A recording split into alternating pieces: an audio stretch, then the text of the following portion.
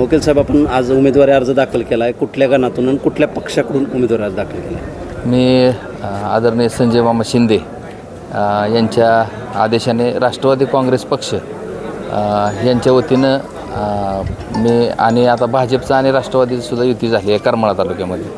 त्यामुळे त्या सर्वांच्या अनुषंगानं आणि आदेशानं मी या ठिकाणी आजचा जो अर्ज आहे माझा तो राष्ट्रवादी काँग्रेस पार्टीकडून केतूर गणामधून कोर्टी जिल्हा परिषद गटातून केतूर गणातून भरलेला आहे पंचायत समितीसाठी. त्याच्यामध्ये पाहतो की त्या गणामध्ये अनेक जण इच्छुक आहेत.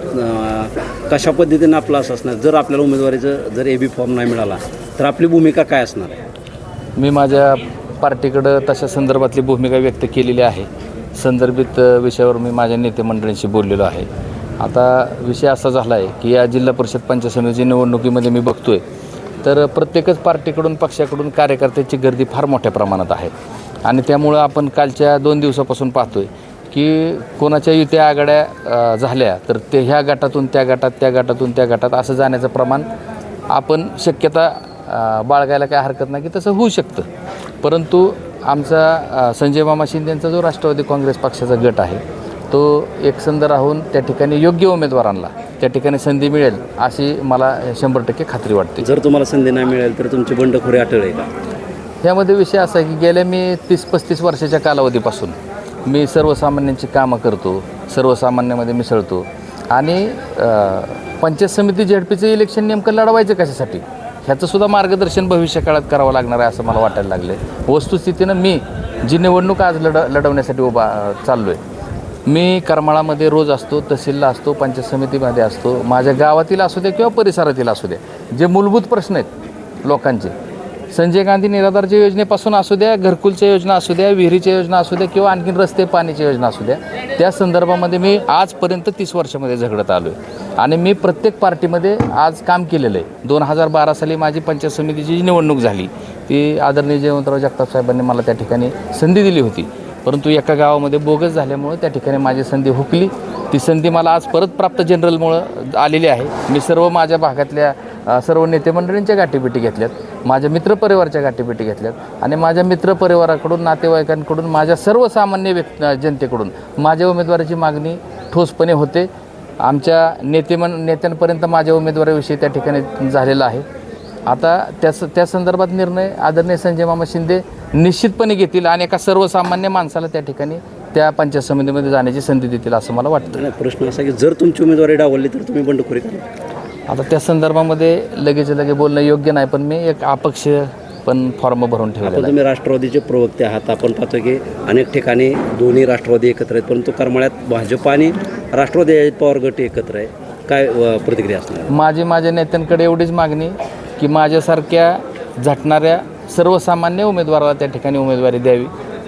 ज्यावेळेस मी मामांकडे 2022 साली प्रवेश केला होता त्यावेळेसच आदरणीय मामांनी सांगितलं होतं की तुमच्यासारख्या कार्यकर्त्याला निश्चितपणे कुठं नाही कुठं चांगली संधी देणार आहेत.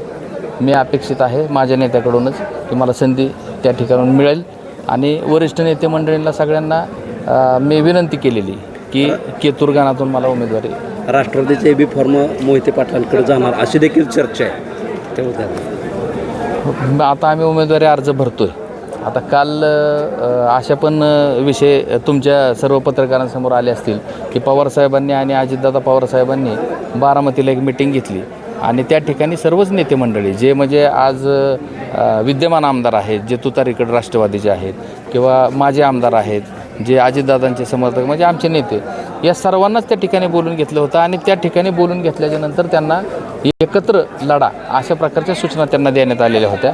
परंतु स्थानिक गटतट जे असतात ते स्थानिक गटातटाच्या पातळीवर त्या निवडणुका एकत्र लढवायच्या का नाही, प्रत्येक कार्यकर्त्यांनी आपापल्या गटाची बाजू मांडल्यामुळं त्या ठिकाणी मला वाटतं की दोन्ही राष्ट्रवादीची युती करमाळा तालुक्यामध्ये तर घडणं अशक्य आहे आणि त्याच्यामुळं त्याच्यानंतर जे आपले पालकमंत्री आहेत, महायुतीचे घटक आहेत, महायुतीमधूनच राष्ट्रवादी अजितदादा पवारांचा गट आहे आणि रश्मी ताई बागल ज्या आहेत त्या भाजपच्या या ठिकाणी नेत्या आहेत.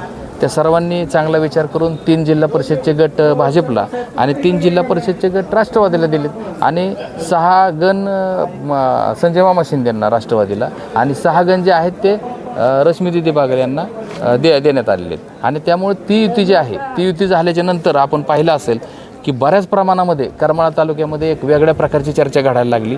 राजकारण कुठंतरी फिरल असं चित्र निर्माण झालेलं आहे.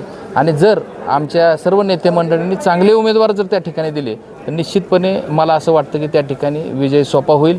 परंतु नेते मंडळींकडून पण काही वेळेस चुका घडू शकतात आणि त्याच्यामुळे इकडच्या गटातली माणसं तिकडच्या गटात असं काही प्रकार घडूही शकतो, म्हणजे त्याला नकार देता येत नाही. तुमच्या हातून तसा प्रकार घडू शकेल काय? मी आज नाही सांगू शकत, परंतु मी माझ्या नेते मंडळींचा आदेश पाळेल आणि शक्यतो ते माझी उमेदवारी टाळणार नाहीत ही मला खात्री, माझा विश्वास आहे. माझा आत्मविश्वास मला सांगतो की माझ्यासारख्या सर्वसामान्य माणसाला 100% ते उमेदवारी देणार आणि केतूर पंचायत समिती गणातून मी निवडून येणार हे मला अजून कोण इच्छुक आहे तुमच्या पक्षातूनच त्या केतूर गणातून?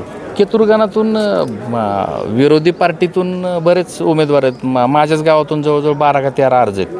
तुमच्या पार्टीतून आमच्या पार्टीकडून माझ्या गावामध्ये कुठला नाही, परंतु माझ्या गणामध्ये नितीनराजे भोसले जे आहेत आमचे ॲडव्होकेट, ते जिल्हा परिषदला पण त्यांच्या मिसेसचा अर्ज टाकणार होते आणि पंचायत समितीला पण टाकणार होते अशी त्यांनी सांगितलं होतं.